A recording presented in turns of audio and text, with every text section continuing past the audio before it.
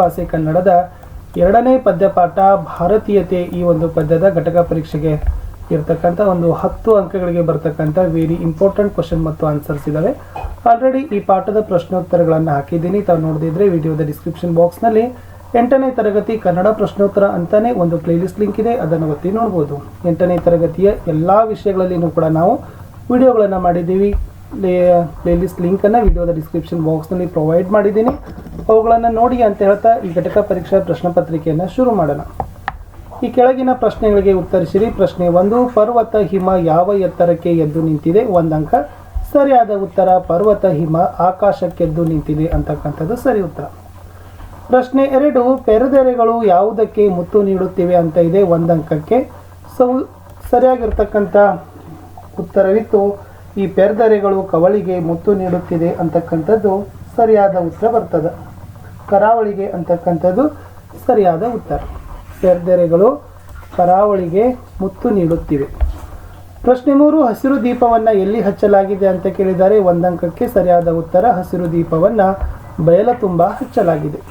4ನೇ ಪ್ರಶ್ನೆ, ಯಂತ್ರಘೋಷ ಏಳುತ್ತಿರುವ ಬಗೆ ಹೇಗೆ ಅಂತ ಕೇಳಿದ್ದಾರೆ. 1 ಅಂಕಕ್ಕೆ. ನೀಲಿಯಲ್ಲಿ ಹೊಗೆಯ ಚಲ್ಲಿ ಯಂತ್ರಘೋಷ ಏಳುತ್ತಿದೆ. ಪ್ರಶ್ನೆ 5, ನಮ್ಮ ಧ್ವಜವನ್ನು ಎತ್ತಿ ಹಿಡಿದಿರುವವರು ಯಾರು ಅಂತ ಕೇಳಿದರೆ. ಉತ್ತರ ನಮ್ಮ ದೇಶದ ಯೋಧರು ನಮ್ಮ ಧ್ವಜವನ್ನು ಎತ್ತಿ ಹಿಡಿದಿರುವರು. ಪ್ರಶ್ನೆ 6, ನಮ್ಮ ಪಯಣ ಎತ್ತ ಸಾಗಿದೆ ಅಂತ 1 ಅಂಕಕ್ಕೆ ಇದೆ. ಸರಿಯಾದ ಉತ್ತರ ನಮ್ಮ ಗುರಿಯ ಬೆಳಕಿನೆಡೆಗೆ ನಮ್ಮ ಪಯಣ ಸಾಗಿದೆ ಅನ್ನೋದು ಉತ್ತರ ಬರ್ತದೆ. ಇನ್ನು ಕೊಟ್ಟಿರೋ ಪ್ರಶ್ನೆಗೆ 8-10 ವಾಕ್ಯಗಳಲ್ಲಿ ಉತ್ತರವನ್ನು ಬರಿಬೇಕಾಗಿತ್ತು. 7ನೇ ಪ್ರಶ್ನೆ, ನಾವು ಭಾರತೀಯರು ಎಂಬ ಅಭಿಮಾನ ಮಿಡಿಯುವ ಸನ್ನಿವೇಶಗಳನ್ನು ವಿವರಿಸಿರಿ ಅಂತ ಕೇಳಿದ್ದಾರೆ. 2 ಅಂಕಕ್ಕೆ ಪ್ರಶ್ನೆ ಇದೆ. ಉತ್ತರ, ನಾವು ಭಾರತೀಯರು ಎಂದು ಕವಿ ಈ ಕೆಳಗಿನ ಹಾಗೆ ವಿವರಿಸಿದ್ದಾರೆ. ನಮ್ಮ ದೇಶದಲ್ಲಿರುವ ಪರ್ವತಗಳ ಮಂಜುಭರಿತ ಪ್ರದೇಶಗಳ ಮೌನದಲ್ಲಿ, ಇಲ್ಲಿರುವ ಸಮುದ್ರಗಳ ತೀರಕ್ಕೆ ಮುತ್ತನ್ನು ಕೊಡುವ ಅಲ್ಲಿನ ದೊಡ್ಡ ಅಲೆಗಳ ಗಾನದಲ್ಲಿ, ಬಯಲು ತುಂಬಿರುವ ಹಸಿರಿನಲ್ಲಿ, ಭೋರ್ಗರೆಯುವಂತೆ ಹರಿವ ನದಿಗಳಲ್ಲಿ, ಆಕಾಶದ ನೀಲಿಯ ಹೊಗೆಯಲ್ಲಿ, ಮಂತ್ರಗಳ ಘೋಷಣೆಯಲ್ಲಿ ಭಾರತೀಯರ ಕಣ್ಣು ಬೇರೆಯಾಗಿದ್ದರೂ ನೋಟ ಒಂದೇ ಆಗಿದೆ, ಏಕೆಂದರೆ ನಾವು ಭಾರತೀಯರು ಒಂದೇ ಆಗಿದ್ದೇವೆ. ನಾಡಿನಲ್ಲಿ, ದೇಶದ ಗಡಿಗಳಲ್ಲಿ, ಬಾನಿನಲ್ಲಿ, ಕಡಲಿನಲ್ಲಿ, ಹೀಗೆ ದೇಶದ ಎಲ್ಲೆಡೆ ನಮ್ಮ ದೇಶದ ಸೈನಿಕರು ಎತ್ತಿ ಹಿಡಿದಿರುವಂಥ ನಮ್ಮ ರಾಷ್ಟ್ರಧ್ವಜದ ನೆರಳಿನಲ್ಲಿ, ಒಂದೇ ನೆಲದ ತೊಟ್ಟಿನಲ್ಲಿ ಬೆಳೆದಿರುವ ಭಾರತೀಯರ ಕೊರಳಿನಲ್ಲಿ ನಮ್ಮ ಯುಗದ ಧ್ವನಿಗಳಾಗಿ ನಮ್ಮ ಹಾಡುಗಳು ಕೇಳುತ್ತಿವೆ. ಈ ಹಾಡುಗಳಲ್ಲಿ ಭಾಷೆ ಬೇರೆಯಾಗಿದ್ದರೂ ಭಾವ ಮಾತ್ರ ಒಂದೇ ಆಗಿದೆ, ಏಕೆಂದರೆ ನಾವು ಭಾರತೀಯರು ಒಂದೇ ಆಗಿದ್ದೇವೆ.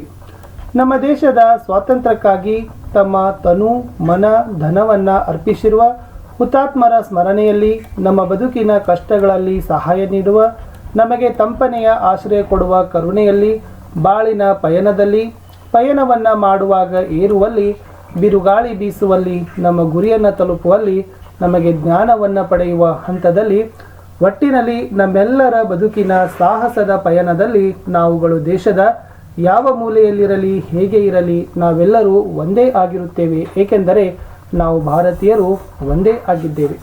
8ನೇ ಪ್ರಶ್ನೆ, ಸಂದರ್ಭಾನುಸಾರ ವಿವರಿಸಿರಿ. ಭಾಷೆ ಬೇರೆ, ಭಾವ ಒಂದು. 1 ಅಂಕ ಉತ್ತರ. ಫಸ್ಟಿಗೆ ಆಯ್ಕೆ ಬರೀಬೇಕು. ಪ್ರಸ್ತುತ ಸಾಲನ್ನು KS ನರಸಿಂಹಸ್ವಾಮಿ ಅವರು ರಚಿಸಿದ ಭಾರತೀಯತೆ ಎಂಬ ಕವನದಿಂದ ಆಯ್ದುಕೊಳ್ಳಲಾಗಿದೆ. ಸಂದರ್ಭ, ಭಾಷೆ ಬೇರೆಯಾದರೂ ಭಾವ ಒಂದು ಎನ್ನುವ ಸಂದರ್ಭಗಳನ್ನು ವಿವರಿಸುವಲ್ಲಿ ಕವಿ ಮೇಲಿನ ಸಾಲನ್ನು ಬಳಸಿಕೊಂಡಿದ್ದಾರೆ. ವಿವರಣೆ, ನಾಡಿನೆಲ್ಲ ಗಡಿಗಳಲ್ಲಿ, ಬಾನನಲ್ಲಿ, ಕಡಲಿನಲ್ಲಿ ನಮ್ಮ ಯೋಧರೆತ್ತಿ ಹಿಡಿದ ನಮ್ಮ ಧ್ವಜದ ನೆರಳಿನಲ್ಲಿ, ಒಂದೇ ನೆಲದ ತೊಟ್ಟಿಲಲ್ಲಿ ಬೆಳೆದ ನಮ್ಮ ಕೊರಳಿನಲ್ಲಿ, ನಮ್ಮ ಯುಗದ ದನಿಗಳಾಗಿ ಮೂಡಿದೆಲ್ಲ ಹಾಡಿನಲ್ಲಿ ಭಾಷೆ ಬೇರೆ, ಭಾವ ಒಂದು, ನಾವು ಭಾರತೀಯರು ಎಂದು ಕವಿ ನಮ್ಮ ದೇಶದಲ್ಲಿ ಎಷ್ಟೇ ಭಾಷೆಗಳಿದ್ದರೂ ಅವುಗಳ ಭಾವ ಮಾತ್ರ ಒಂದೇ ಎಂದು ವಿವರಿಸಿದ್ದಾರೆ. ಸ್ವಾರಸ್ಯ, ಈ ಮೇಲಿನ ಸಾಲಿನ ಮೂಲಕ ಕವಿ ಭಾರತೀಯರು ಯಾವುದೇ ಭಾಷೆಯನ್ನು ಬಳಸಿದರೂ ಭಾವ ಮಾತ್ರ ಒಂದು ಎಂದು ಹೀಗೆ ವಿವರಿಸಿದ್ದಾರೆ. 9ನೆಯ ಪ್ರಶ್ನೆ, ಸಂದರ್ಭಾನುಸಾರ ವಿವರಿಸಿರಿ. ವಾಕ್ಯ ಎಲ್ಲೇ ಇರಲಿ ನಾವು ಒಂದು. 1 ಅಂಕಕ್ಕೆ ಪ್ರಶ್ನೆ. ಉತ್ತರ ಆಯ್ಕೆ. ಪ್ರಸ್ತುತ ಸಾಲನ್ನು KS ನರಸಿಂಹಸ್ವಾಮಿ ಅವರು ರಚಿಸಿದ ಭಾರತೀಯತೆ ಎಂಬ ಕವನದಿಂದ ಆಯ್ದುಕೊಳ್ಳಲಾಗಿದೆ. ಸಂದರ್ಭ, ನಮ್ಮ ದೇಶದ ಯಾವ ಮೂಲೆಯಲ್ಲಿದ್ದರೂ, ಎಂತಹ ಸ್ಥಿತಿಯಲ್ಲಿದ್ದರೂ ನಾವುಗಳು ಒಂದೇ ಎನ್ನುವ ಸಂದರ್ಭಗಳನ್ನು ವಿವರಿಸುವಲ್ಲಿ ಕವಿ ಮೇಲಿನ ವಾಕ್ಯವನ್ನು ಬಳಸಿಕೊಂಡಿದ್ದಾರೆ. ವಿವರಣೆ, ನಾಡಿಗಾಗಿ ತನುವ ತೆತ್ತ ತನುವತ್ತೆತ್ತ ಹುತಾತ್ಮರ ಸ್ಮರಣೆಯಲ್ಲಿ, ನಮ್ಮ ಕಷ್ಟದಲ್ಲೂ ನೆರೆಗೆ ನೆರಳಿ ನೀವ ಕರುಣೆಯಲ್ಲಿ, ದಾರಿ ಬಳಸಿ ಏರುವಲ್ಲಿ ಬಿರುಗಾಳಿಯೇ ಮೊಳಗುವಲ್ಲಿ, ನಮ್ಮ ಗುರಿಯ ಬೆಳಕಿನೆಡೆಗೆ ನಡೆಯುವ ಧೀರ ಪಯಣದಲ್ಲಿ ಎಲ್ಲೇ ಇರಲಿ ನಾವು ಒಂದು ಭಾರತೀಯರು, ಹೇಗಿದ್ದರೂ ಸರಿ ನಾವು ಮಾತ್ರ ಒಂದೇ ಎಂದು ವಿವರಿಸಿದ್ದಾರೆ. ಸ್ವಾರಸ್ಯ ಮೇಲಿನ ಸಾಲಿನ ಮೂಲಕ ಕವಿ ಭಾರತೀಯರು ಎಲ್ಲಿದ್ದರೂ ಒಂದೇ ಎಲ್ಲಿದ್ದರೂ ಒಂದೇ ಎಂದು ಹೀಗೆ ವಿವರಿಸಿದ್ದಾರೆ. ಕಡೆ ಪ್ರಶ್ನೆ, ಭಾಷೆ ಬೇರೆಯಾದರೂ ಭಾವ ಒಂದು, ಸಮರ್ಥಿಸಿರಿ ಒಂದಂಕ. ಉತ್ತರ, ನಾಡಿನಲ್ಲಿ, ದೇಶದ ಗಡಿಗಳಲ್ಲಿ, ಬಾನಿನಲ್ಲಿ, ಕಡಲಿನಲ್ಲಿ, ಹೀಗೆ ದೇಶದ ಎಲ್ಲೆಡೆ ನಮ್ಮ ದೇಶದ ಸೈನಿಕರು ನೆಲದ ತೊಟ್ಟಿಲಿನಲ್ಲಿ ಬೆಳೆದಿರುವ ಭಾರತೀಯರ ಕೊರಳಿನಲ್ಲಿ ಎತ್ತಿ ಹಿಡಿದಿರುವಂಥ ನಮ್ಮ ರಾಷ್ಟ್ರಧ್ವಜದ ನೆರಳಿನಲ್ಲಿ ಒಂದೇ ನಮ್ಮ ಯುಗದ ಧ್ವನಿಗಳಾಗಿ ನಮ್ಮ ಹಾಡುಗಳು ಕೇಳುತ್ತಿವೆ. ಈ ಹಾಡುಗಳಲ್ಲಿ ಭಾಷೆ ಬೇರೆಯಾಗಿದ್ದರೂ ಭಾವ ಮಾತ್ರ ಒಂದೇ ಆಗಿದೆ, ಏಕೆಂದರೆ ನಾವು ಭಾರತೀಯರು ಒಂದೇ ಆಗಿದ್ದೇವೆ. ಇಷ್ಟಿತ್ತು ಸ್ನೇಹಿತರೆ, 8ನೇ ತರಗತಿಯ 2ನೆಯ ಪದ್ಯಪಾಠ ಭಾರತೀಯತೆ ಪದ್ಯದ ಒಂದು 10 ಅಂಕಕ್ಕಿರ್ತಕ್ಕಂಥ ಘಟಕ ಪರೀಕ್ಷೆಯಲ್ಲಿ ನಾನು ಪದ್ಯದ ಮೋಸ್ಟ್ ಇಂಪಾರ್ಟೆಂಟ್ ಆಗಿರ್ತಕ್ಕಂಥ ಪ್ರಶ್ನೆಗಳನ್ನೇ ತೆಗೆದುಕೊಂಡು ನಿಮಗೆ ಘಟಕ ಪರೀಕ್ಷೆಯನ್ನು ಮಾಡಿದ್ದೆ. ಸೊ ವಿದ್ಯಾರ್ಥಿಗಳೇ, ತಾವೆಲ್ಲರೂ ಕೂಡ ವಿಡಿಯೋನ ಲೈಕ್ ಮಾಡಬೇಕು. ನಿಮ್ಮ ಫ್ರೆಂಡ್ ಸರ್ಕಲ್ಗೆ ಶೇರ್ಗಳನ್ನು ಮಾಡಲಿಕ್ಕೆ ಮಾತ್ರ ಮರೆಯದಿರಿ. ನಿಮ್ಮ ಒಂದು ಲೈಕ್, ನಿಮ್ಮ ಒಂದು ಶೇರ್ ನನಗೆ ಭಾಳಷ್ಟು ಮೋಟಿವೇಶನನ್ನು ತಂದು ಕೊಡ್ತದೆ. ನನ್ನದೇ ಒಂದು ವಾಟ್ಸಪ್ ಚಾನಲ್ ಅದ, ಟೆಲಿಗ್ರಾಮ್ ಲಿಂಕ್ ಅದ, ಅವೆರಡರ ಲಿಂಕನ್ನು ವಿಡಿಯೋದ ಡಿಸ್ಕ್ರಿಪ್ಷನ್ ಬಾಕ್ಸ್ನಲ್ಲಿ ನಾನು ಕೊಟ್ಟಿದ್ದೀನಿ. ಸೊ ದಯಮಾಡಿ ತಾವೆಲ್ಲರೂ ಕೂಡ ನಮ್ಮ ವಾಟ್ಸಪ್ ಚಾನಲ್ಗಳಿಗೆ ಮತ್ತು ಈ ಟೆಲಿಗ್ರಾಮ್ ಗ್ರೂಪ್ಗಳಿಗೆ ಬಂದು ಜಾಯ್ನ್ ಆಗೋದ್ರಿಂದ ನಾವು ಪೋಸ್ಟ್ ಮಾಡ್ತಕ್ಕಂಥ, ನಾವು ಹಾಕ್ತಕ್ಕಂಥ ವಿಡಿಯೋಗಳ ಲಿಂಕ್ಗಳನ್ನು ನೀವು ಆದಷ್ಟು ಬೇಗನೆಯಾಗಿ ಪಡಿತೀರಿ ಮತ್ತು ಎಲ್ಲಕ್ಕಿಂತ ಮೊದಲಿನಲ್ಲಿ ತಾವೆಲ್ಲರೂ ಕೂಡ ವಿಡಿಯೋಗಳನ್ನು ವೀಕ್ಷಿಸ್ತೀರಿ ಅಂತ ಹೇಳ್ತಾ, ಸೊ ಇಲ್ಲಿಯವರೆಗೆ ತಾವೆಲ್ಲರೂ ಕೂಡ ವಿಡಿಯೋಗಳನ್ನು ವೀಕ್ಷಿಸಿದ್ದೀರಿ. ಸೊ ಮತ್ತೊಮ್ಮೆ ತಮ್ಮೆಲ್ಲರಿಗೂ ಕೂಡ ಧನ್ಯವಾದಗಳು.